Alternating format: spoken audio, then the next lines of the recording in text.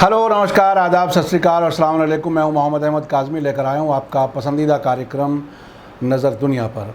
आज एक बहुत बड़ी ख़बर है। पिछले 3 महीने में 5000 इजरायली शहरियों ने बग़ैर अपनी नेशनलिटी खोए यूनाइटेड अरब एमिरेट्स की सिटीज़नशिप यानी नागरिकता यानी शहरियत हासिल कर ली है। इसके बाद ये इजरायली बहुत ही आसानी से सभी गल्फ़ कोऑपरेशन काउंसिल यानी जीसीसी मुल्कों में बग़ैर वीज़ा लिए सफ़र कर सकेंगे।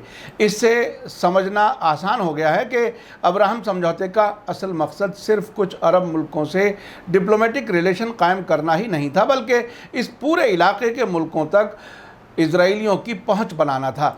इसके बाद बहुत आसानी से इजरायली सभी अरब मुल्कों में बेरोक टोक पहुंच सकेंगे और जहां ये जाते हैं वहां मेज़बान मुल्कों के अंदर बहुत सी खराबियां लेकर पहुंचते हैं। आपको बता दूं कि अक्सर अरब मुल्कों के लोगों को एक दूसरे मुल्क में जाने के लिए वीज़ा लेने की ज़रूरत नहीं होती। ऐसे में इजरायलियों के लिए सिर्फ किसी भी एक अरब मुल्क की सिटीज़नशिप हासिल करने के बाद सभी अरब मुल्कों में आसानी से जाना आसान हो गया। ख़बर बहुत अहम है, आखिर तक ज़रूर देखें। आगे बढ़ने से पहले आपसे गुजारिश है कि अगर आपने अभी तक media star world YouTube channel subscribe नहीं किया है तो सब्सक्राइब कर लें और घंटी दबाना ना भूलें। और अगर आप हमें फेसबुक पर देख रहे हैं तो हमारे पेज को लाइक करें ताकि हमारी हर वीडियो की खबर आपको सही वक्त पर मिल सके। और अगर हमारी खबर सच्ची और अच्छी लगे तो अपने व्हाट्सएप ग्रुप, फेसबुक, इंस्टाग्राम और ट्विटर अकाउंट पर ज़रूर शेयर करें ताकि मीडिया स्टार वर्ल्ड की खबरें दुनिया भर तक पहुँच सकें। आज की बड़ी खबर है कि यूनाइटेड अरब एमिरेट्स में नागरिकता यानी सिटीज़नशिप देने के कानून में तब्दीली के बाद पिछले 3 महीनों के अंदर तकरीबन 5000 इजरायलियों ने यूएई की सिटीज़नशिप हासिल कर ली है। ये खबर एमिरेट्स लीक्स ने जानकार सोर्सेज के हवाले से दी है।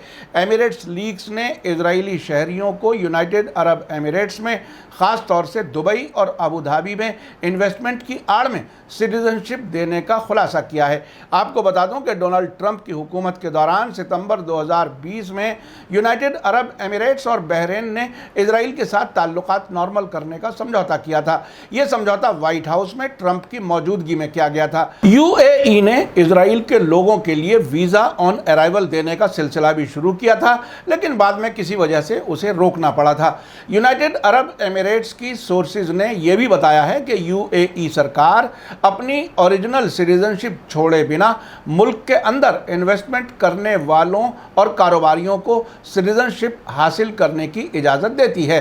सोर्सेज के मुताबिक अमीराती नागरिकता के साथ कोई भी इजरायली शहरी बिना पहले से वीज़ा हासिल किए खाड़ी और अरब मुल्कों में जाने का हकदार होगा।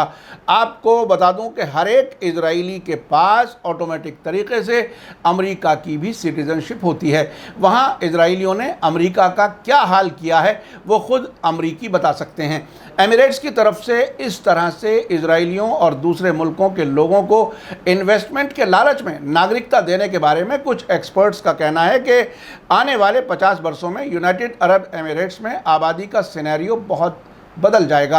अबू धाबी के क्राउन प्रिंस के एक फॉर्मर सलाहकार अब्दुल खालिक अब्दुल्ला ने यूनाइटेड अरब एमिरेट्स में आबादी में तब्दीली के नतीजे के बारे में होशियार किया है। उन्होंने हाल ही में यूनाइटेड अरब एमिरेट्स की नागरिकता हासिल करने वालों की वफादारी पर सवाल उठाया है। उन्होंने 2 दिन पहले अपने ट्विटर पर लिखा है कि हाल ही में यूएई की नागरिकता हासिल करने वाले सैकड़ों लोग अरबी नहीं बोलते हैं और उनके बच्चे अरबी ज़बान सीखने की कोशिश भी नहीं करते और उनका इस्लाम मज़हब से कोई लेना देना नहीं है और अमीरात के रीति रिवाजों, ट्रेडिशंस और उसूलों को नहीं जानते हैं।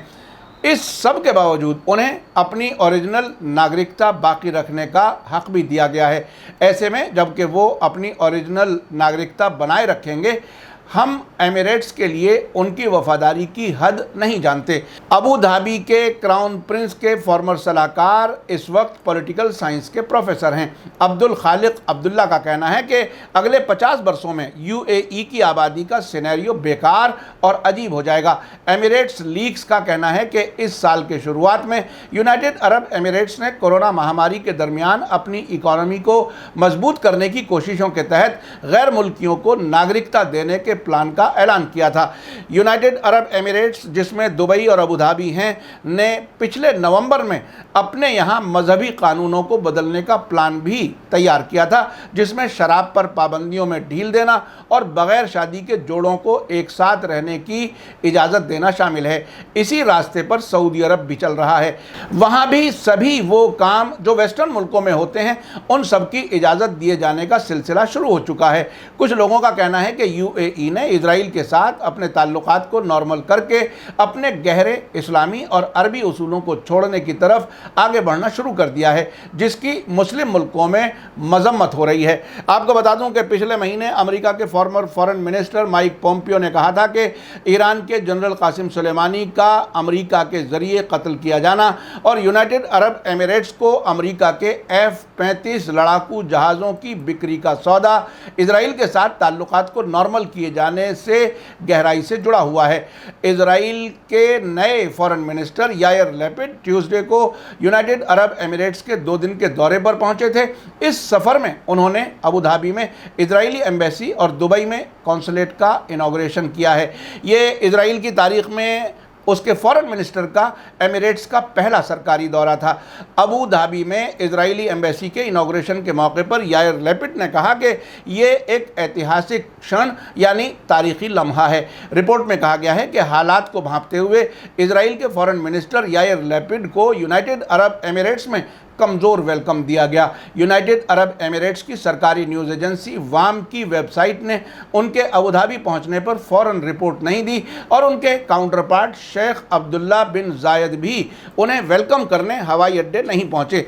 यूनाइटेड अरब एमिरेट्स के फॉरेन मिनिस्टर शेख अब्दुल्ला बिन जायद ने ट्यूसडे को अमरीकी खबरों की वेबसाइट ब्लूमबर्ग को बताया था कि इजराइल इसे एक ऐतिहासिक यानी हिस्टोरिक दौरे के तौर पर बताना चाहता है, लेकिन जाहिर तौर पर यूएई इसे जितना मुमकिन है उतना लो प्रोफाइल रखना चाहता है और इसे किसी भी दूसरे दौरे की तरह मानता है। उन्होंने 1 महीने पहले गजा पट्टी के खिलाफ इजराइल के हमलों का जिक्र करते हुए कहा कि इजराइल के साथ यूएई के ताल्लुकात हैं, लेकिन ये गजा के बाद डींग मारने का वक्त नहीं है। इजराइली हमलों में तकरीबन 250 फ़िलिस्तीनी मारे गए थे और तकरीबन 2000 फ़िलिस्तीनी ज़ख्मी हुए थे। आपको बता दूं कि पिछले महीने 7 जून को एमिरेट्स लीक्स ने खबर दी थी कि इजराइल के अफसरों ने बताया है कि दोनों मुल्कों के बीच ताल्लुकात नॉर्मल किए जाने के समझौते के तहत दोनों मुल्कों के बीच $0.5 अरब के एग्रीमेंट्स हो चुके हैं।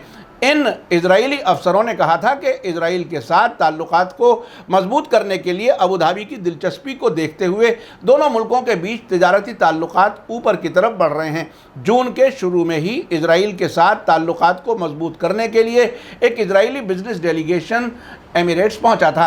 इस मौके पर जेरूसलम में इजरायली म्यूनिसिपैलिटी के डिप्टी मेयर और यूएई इजराइल बिजनेस काउंसिल के फाउंडर्स में से एक हसन नहूम ने कहा था कि यूएई के साथ कारोबार में हम अब तकरीबन $0.5 अरब की बात कर रहे हैं। कुछ महीने पहले ये आंकड़ा $300 मिलियन था और मुझे लगता है कि पिछले कुछ महीनों में इसे बढ़ावा मिला है।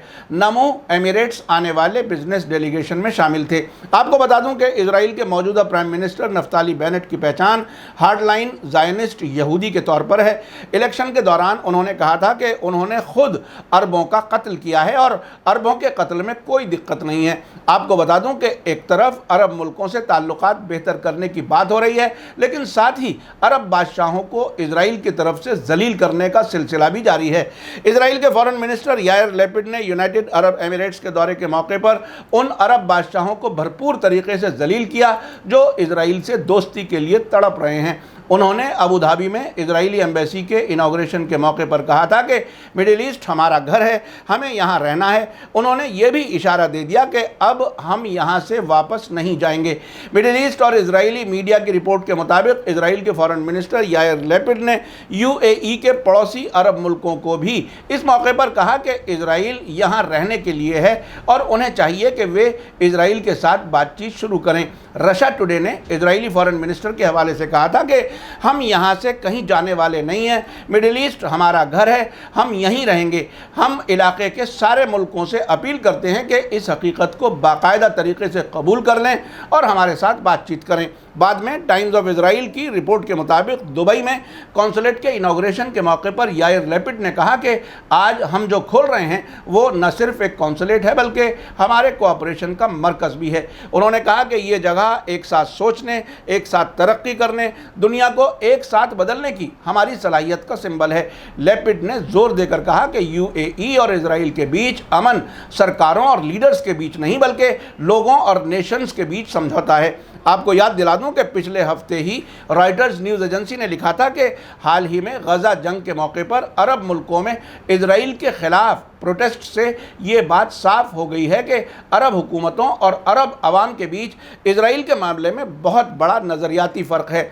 आपको याद दिला दूं कि इसी हफ्ते के शुरू में सऊदी अरब के क्राउन प्रिंस मोहम्मद बिन सलमान ने इजराइल के प्रेसिडेंट और प्राइम मिनिस्टर को लिखे ख़त में नई सरकार बनने की मुबारकबाद के साथ कहा था कि इजराइल को चाहिए कि वो इलाके में ईरान के ख़तरे को कंट्रोल करने के लिए कोशिशें जारी रखे। साथ ही उन्होंने इजराइल के फॉरेन मिनिस्टर यायर लैपिड के एमिरेट्स दौरे के लिए उनके जहाज़ को सऊदी अरब के आसमान से गुजरने की इजाज़त ये कहते हुए दी थी कि सऊदी अरब और इजराइल के बीच ताल्लुकात नॉर्मल करने पर रजामंदी हो चुकी है। आपने देखा कि इजराइल के मिडिल ईस्ट में कदम रखते ही क्या कुछ होना शुरू हो गया।